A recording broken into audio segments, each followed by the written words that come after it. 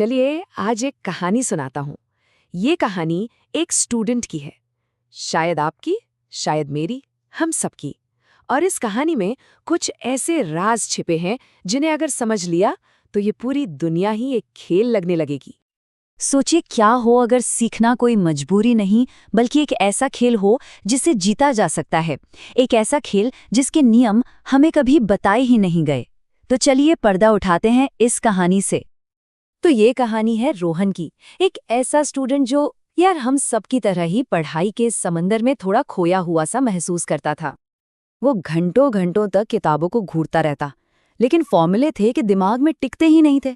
बस वही रटना, भूलना और फिर से रटना, यही साइकिल चलती रहती थी। फिर एक दिन किसी ने उसे एक छोटा सा हैक बताया।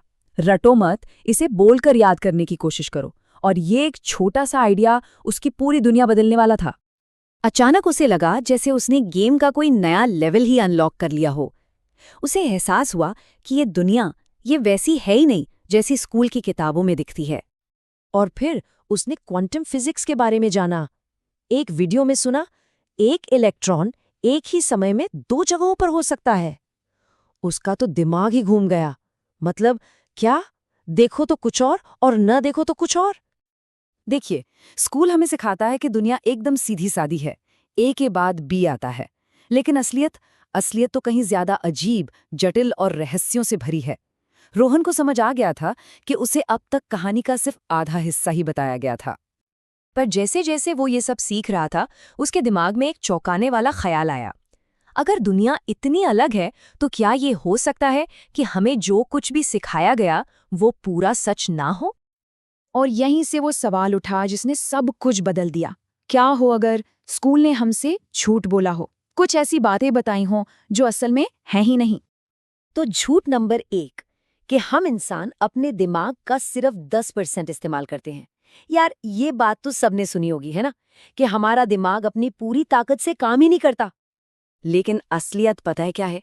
सच तो ये है कि जब हम सो रहे होते हैं ना, तब भी हमारा दिमाग 90% से ज्यादा एक्टिव रहता है। मतलब ये 10% वाली बात तो बस एक कहानी निकली। रोहन ने सोचा यार मैं तो फालतू में ही खुद को कम समझ रहा था। अच्छा, झूठ नंबर 2, वाईफाई का फुल फॉर्म वायरलेस फिडेलिटी है। हम सब यही मानते आए हैं, सही कहा ना?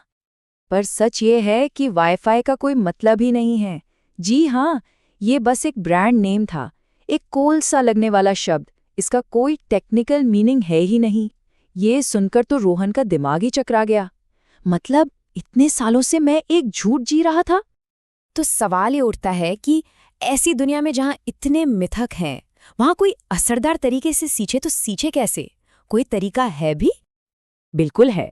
रोहन ने एक और कमाल का हैक अपनाया, 20-20-20 रूल। सिंपल है, 20 मिनट पढ़ो, फिर 20 सेकंड का ब्रेक लो और उस ब्रेक में 20 फीट दूर किसी चीज पर फोकस करो। बस इतना सा करने से उसका कंसंट्रेशन लेवल कई गुना बढ़ गया। पर फिर उसे एक और बड़ी सच्चाई का एहसास हुआ। कुछ बहुत जरूरी स्किल्स ऐसे हैं जिन्हें स्कूल सिखाने की कोशिश तक नहीं करता, और असल जिंदगी में वही सबसे ज्यादा काम आते हैं। जैसे पैसे की समझ, कंपाउंड इंटरेस्ट की वो जादुई ताकत जो सही तरीके से इस्तेमाल करने पर 1000 रुपए को 1 लाख रुपए बना सकती है। सोचिए, स्कूल हमें इतिहास की तारीखें तो रटा देता है, पर ये कभी नहीं सिखाता कि एसेट्स और लायबिलिटीज में क्या फर्क है। एक अमीर और एक गरीब की सोच में जमीन आसमान का अंतर क्यों होता है। पैसे की अपनी एक भाषा होती है जो हमें कभी सिखाई ही नहीं गई। चलिए एक छोटा सा ब्रेन टेस्ट हो जाए। सवाल जरा ध्यान से सुनिएगा। अगर 5 मशीनें 5 मिनट में 5 आइटम बनाती हैं, तो 100 मशीनों को 100 आइटम बनाने में कितना टाइम लगेगा? सोच लिया? जवाब है 5 मिनट। चौंक गए?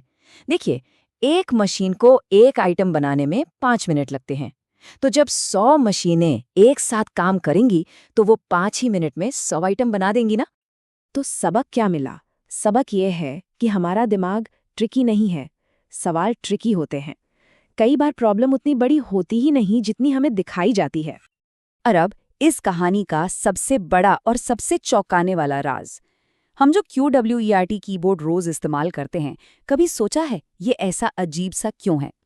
क्योंकि 1870 के ज़माने में टाइपराइटर के बटन बहुत जल्दी जैम हो जाते थे।